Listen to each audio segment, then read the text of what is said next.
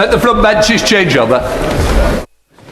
Thank you very much, Mr. Speaker. The last 4 Prime Minister's questions, Mr. Speaker, have focused on the Iran war, fuel duty, North Sea oil and gas, and the defence review. Of the 24 responses given by the Prime Minister to the Leader of the Opposition, 23 have ignored the question and changed the subject.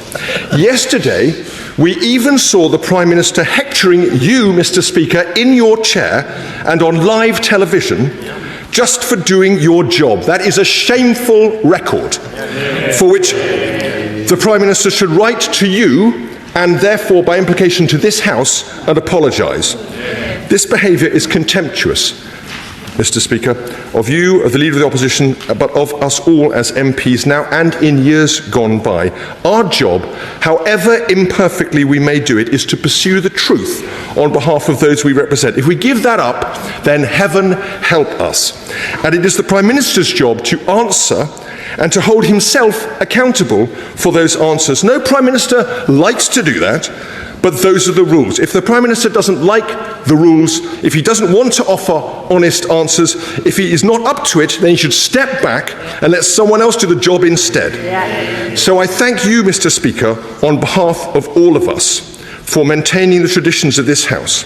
And I ask the Leader, first of my 3 questions today, if he shares my view that this behaviour is wholly inappropriate by the Prime Minister and disrespectful of this House. And frankly, we've both been here long enough to know better than ask the questions which he has been asking there, because I know why he's doing it, and at the heart of it, I understand exactly what the point is here. But all Prime Ministers deal with Prime Ministers' questions in their own way, but it isn't unusual for any Prime Minister, it isn't unusual for any Minister not to give the answer that the opposition want on a particular day. So let's not kid ourselves, Mr. Speaker, that we're entering a new chapter in this. What you are watching here is not just a normal parliamentary exchange. This is a full-scale political confrontation unfolding in real time inside Parliament. Keir Starmer is being directly accused of something far more serious than just avoiding questions. He is being called out for repeatedly ignoring the opposition and allegedly disrespecting the very chair he is meant to answer to. According to the Speaker, out of the last 24 responses given by the Prime Minister, 23 did not even address the question. Instead, they were redirected, deflected, or completely shifted away from the issue. And then comes the most explosive claim of all. The Prime Minister is accused of lecturing the Speaker of the House on live television while the Speaker was simply doing his job. That moment alone escalates the entire atmosphere inside Parliament. Because in the eyes of many MPs, this is not just political disagreement anymore, it is being framed as a breakdown in respect for parliamentary tradition itself. The Speaker does not hold back. He calls the behaviour contemptuous, not just towards him, but towards the entire House of Commons.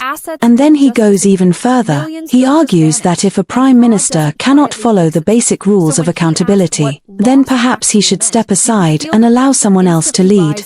That is a serious statement in any democracy because it shifts the conversation from policy criticism to leadership legitimacy. But Keir Starmer's defenders would argue something different, that Prime Ministers are often expected to face hostile questioning, and avoiding direct answers is not new in political debate. Still, the tension in the chamber suggests something deeper is happening here.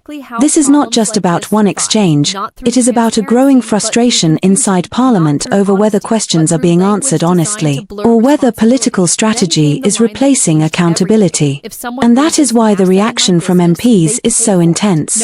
Because when trust in the process begins to erode, even routine exchanges start to feel like open conflict inside the institution itself. What we are seeing here is not just a disagreement between parties, it is a battle over how power is questioned, how leaders are held accountable, and whether the rules of Parliament are still being respected in practice. And that is why this moment has triggered such strong outrage across the House.